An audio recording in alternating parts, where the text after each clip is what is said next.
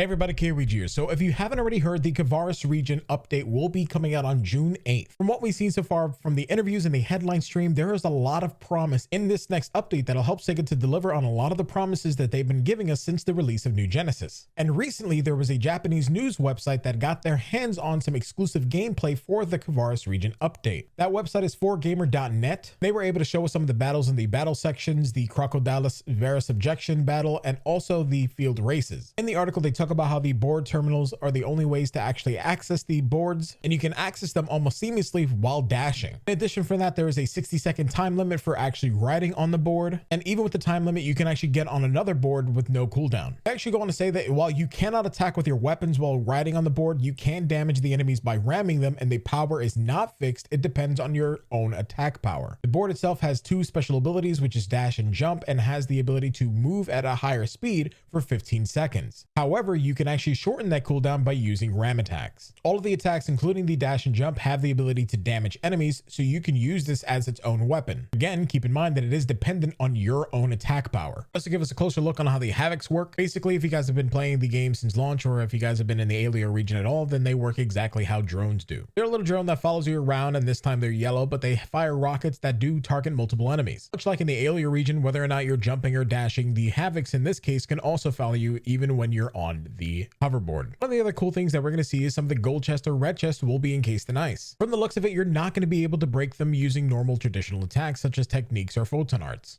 The only way to break these is using the throw action, although they don't show that in the clip that I'm currently playing. However, what they do show is the cargo heist trial. This trial is fascinating because it also showcases that you cannot use PAs or techniques to damage the cargo jet as it's taking off. The only way in this specific trial is to use the board actions, follow the doll's jet, deal damage to the cargo with the board itself.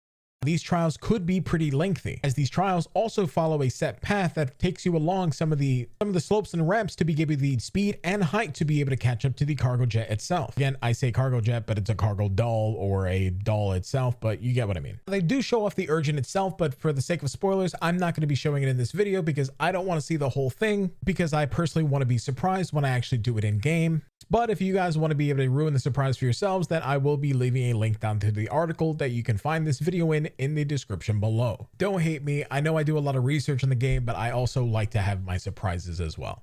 Now, in the final clip that they wound up showing on 4gamer.net, show off the races themselves. The one they chose to show off is in West Alio. Initially, these start points will have a stage 1, although it looks like in future updates there will be additional stages added to the list. From here, once one starts, you have about a minute for other players to be able to join you. And as we know from the headline and other interviews, there is a max player count of the entire zone, which is 32 players. If you're in a passworded lobby, you can start earlier if need be, or you just set it to start earlier if you wanted to also. From here, you have the race start, and you'll have a set amount of time to be able to complete the track. To spawn platforms and other areas for you to pass through, and you have to make it through 3 checkpoints to be able to win. Now, there are other collectibles in the race itself that seem to give you a point value at the end of the race. Not only are you rewarded on speed, but you're also rewarded on the amount of points you wind up gaining in this race. From the clip itself, it looks like there will be dailies and other rewards that are tied to the point values and the level of speed. So you want to be able to route your best way to be able to get all of the point collections as well as completed in record time. But for the most part, that's going to be it for the preview that I wound up seeing on 4gamer.net. And honestly, I'm very excited for the Kvaris region. I'm really happy that 4gamer got some exclusive footage to be able to show us. And if you guys want to go and check out their website, it is available in Japanese only, but using things like Google Translate will be able to help you navigate the website. So again, I'll be leaving a link down in the description below for you guys to be able to check out the article and all of the other clips that they have on their site. So far, with just some of the things we've seen, I feel like I've seen everything that's going to be available in the update already. But oddly enough, I feel this strange way where I really do feel like this is the foundation that Sega needed to be able to make their game a success. It's not like I feel like the house is completely built, but at least the foundation is even more solidified than it was before. And instead of there just being the framework, now there are actual walls being built around the house. And soon it'll be a full-fledged house with the walls and everything included. But anyway, I don't know why I'm using this analogy here. You guys know exactly what I mean. Anyway, so again, thank you guys again for watching, and stay awesome and stay beautiful, and I will see you guys in the next video. Peace. I'm out.